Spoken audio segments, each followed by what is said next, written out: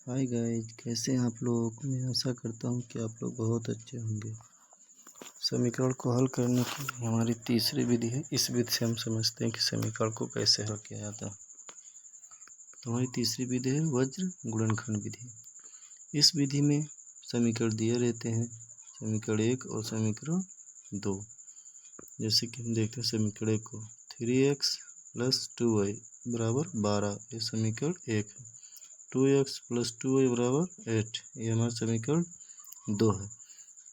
तो जब हम वज्र गुणनखंड की विधि जब हल करते हैं तो वैसे हम जब ट्रिक के माध्यम से नहीं हल करेंगे तो हमें बहुत कठिनाई पड़ती है, सूत्र को याद करने में बड़ी परेशानी होती है। तो इस तरीके से हम ट्रिक के द्वारा इस वज्र गुणनखंड विधि को हल करेंगे। तो पहले लेते हैं x = y = -1।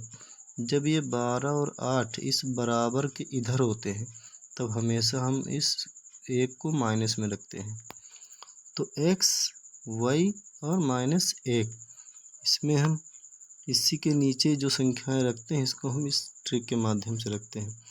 जो 1, 2, 3 खंड होते हैं, किसी भी समीकरण के 3 खंड होते हैं। तो बीच से जो बीच में y पद होता है, इस y से हम संख्याओं को लेना स्टार्ट करते हैं। जैसे इसमें 2y है, इसमें 2y है, तो 2 और 2, तो x के नीचे 2/2 रख देंगे, बराबर चिन्ह लगाएंगे। और फिर जो इधर बाहर अचर संख्याएं पड़ी हैं 12 और 8, तो इसको 12/8 लिख देंगे। अब y के नीचे फिर बराबर लगाएंगे। जो पहली हमारी संख्या लिखी है 3x और 2x, तो इसके पहले जो संख्याएं गिनतियाँ 3 और 2, इस 3 और 2 को हम यहाँ लिख देंगे बटे में, फिर बराबर लगाएंगे। और जो हमने पहले संख्याएं ली थी उसको एक बार और यहाँ पर हम उठा के रख देंगे। इस तरीके से हम इन 4 पदों को प्राप्त करते हैं। अब x, y और -1, इसको हम क्रॉस मल्टीप्लाई करेंगे। इन तीनों संख्याओं को जो 3 जोड़ा बनता है क्रॉस मल्टीप्लाई का, इसको हम क्रॉस करेंगे, गुणा करेंगे। तो सबसे पहले हम इस 8 को 2 से गुणा करते हैं। 8 दूनी, यहाँ x के नीचे लिखेंगे 16 और फिर y लिखेंगे और फिर -1 लिखेंगे। इन सभी के नीचे हम तीनों पदों को लिखेंगे। तो 8 दूनी 16।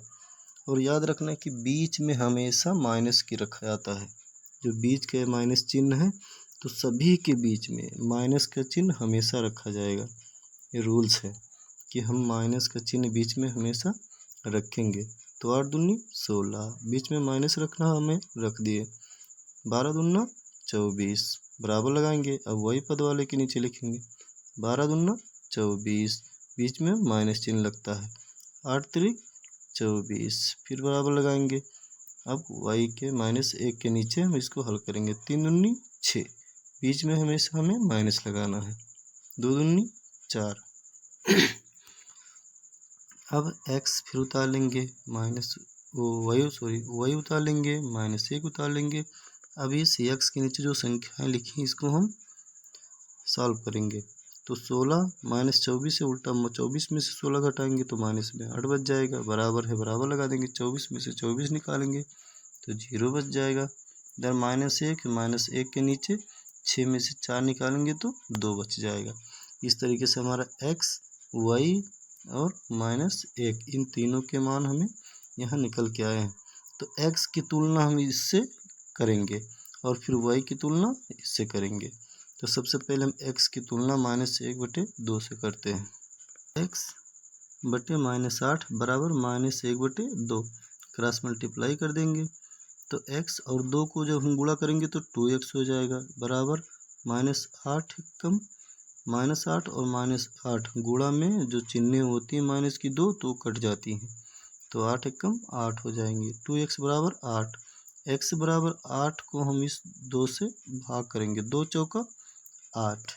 अब इस y की तुलना हम -1/2 से करेंगे। तो y/0 हमारा बराबर -1/2, इसको हम क्रॉस मल्टीप्लाई करेंगे।